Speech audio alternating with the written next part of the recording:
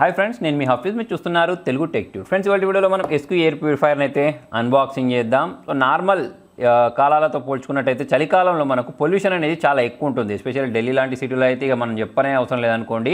ఇప్పుడు మనకు మెట్రో సిటీస్లో అయితే పొల్యూషన్ అనేది చాలా ఎక్కువ ఉంటుంది.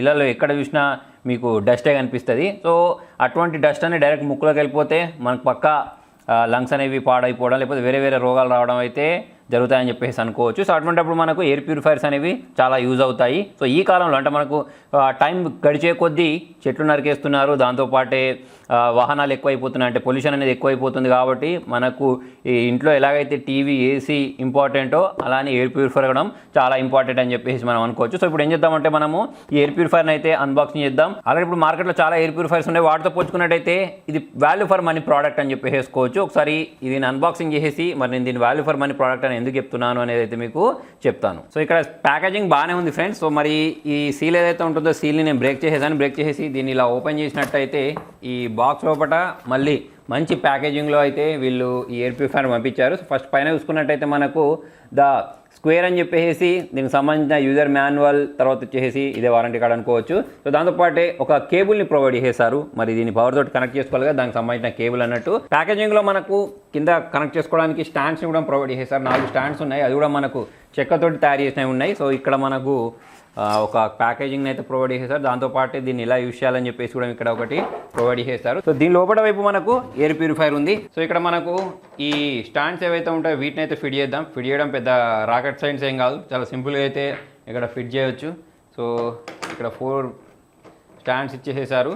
ఈ 4 స్టాండ్స్ని మనము ఇలా ఈజీగా అయితే ఫిట్ చేసేయచ్చు. సో ఇక్కడ ఒక బటన్ అయితే ప్రొవైడ్ చేశారు. దీన్ని ప్రెస్ చేస్తే మనకి ఇది విడిపోయిన తర్వాత దీని లోపల వైపు చూసుకున్నట్టయితే సో ఇది మనం పై వైపు పెట్టుకోవాలా, కింది వైపు పెట్టుకోవాలా అనేది తెలుసుకోవడానికి ఇక్కడ మనకు అప్ అని చెప్పేసి అయితే మెన్షన్ చేసేసారు. ఇక్కడ దీని లోపల వైపు మీరు చూసినట్టయితే ఇక్కడ ఒక ఫ్యాన్ టైప్ ప్రొవైడ్ చేశారు. ఇదే ఫ్యాన్ ఏం చేస్తా అంటే మొత్తం డస్ట్ని ఇగుతుంది అన్నట్టు. సో ఆ డస్ట్ని ఎక్కేటప్పుడు మనకు ఈ ఫిల్టర్స్లలో ఆ డస్ట్ మొత్తం జామ్ అయిపోద్ది. దాని తర్వాత మనం దీన్ని క్లీన్ చేసుకోవచ్చు అనుకోండి. సో ఇప్పుడు మళ్ళీ దీన్ని నేను యథావిధిగా పెట్టేస్తున్నాను. సో దీన్ని మనం ఇలా తిప్పినట్టయితే ఇక్కడ చూడండి, మనకు పై వైపు దీని యొక్క ఫినిషింగ్ చూసుకున్నట్టయితే చాలా బాగుందని చెప్పేసుకోవచ్చు.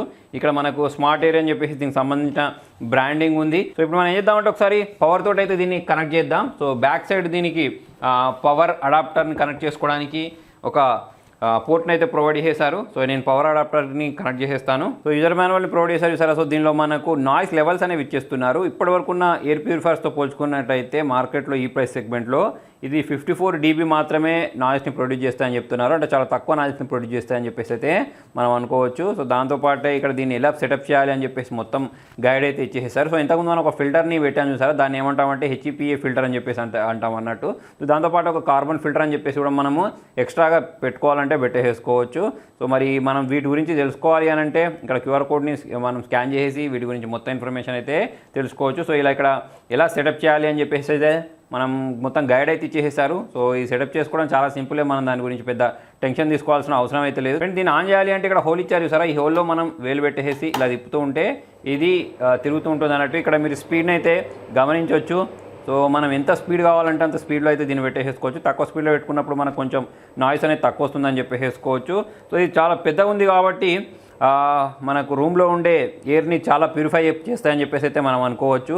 సో నాకైతే చాలా బాగా అనిపించింది. ఇంతకుముందు కూడా నేను కొన్ని ఎయిర్ ప్యూరిఫైర్స్ వాడాను. వాటితో పోల్చుకున్నట్టయితే దీని డిజైన్ వేరే ఉంది, దాంతోపాటే మరి దీని క్వాలిటీ కూడా వేరే ఉంది, బిల్డ్ క్వాలిటీ కూడా బాగుందని చెప్పేసుకోవచ్చు. సో ఫ్రెండ్స్, మరి దీన్ని మీరు కూడా పర్చేస్ చేయాలి అనుకుంటే నేను లింక్ అనేది కింద డిస్క్రిప్షన్లో ప్రొవైడ్ చేస్తాను. అక్కడ నుంచి అయితే మీరు దీన్ని పర్చేస్ చేసుకోవచ్చు. సో ఇప్పుడు చలికాలం వస్తుంది కాబట్టి చలికాలంలో పక్కా అందరి ఇళ్లలో ఉండవలసిన ప్రోడక్ట్ ఇదని చెప్పేసి అయితే మనం అనుకోవచ్చు. ఎస్పెషల్లీ ఏ ఏరియాలో అయితే పొల్యూషన్ ఉంటుందో అక్కడ మాత్రం ఇది మస్ట్ అండ్ షుడ్గా యూజ్ చేయాల్సిన ప్రోడక్ట్. సో ఇది ఫ్రెండ్స్, మరి వాళ్ళ వీడియోలో మరి మీకు నచ్చినట్టయితే లైక్ చేయండి, షేర్ చేయండి. Thank you.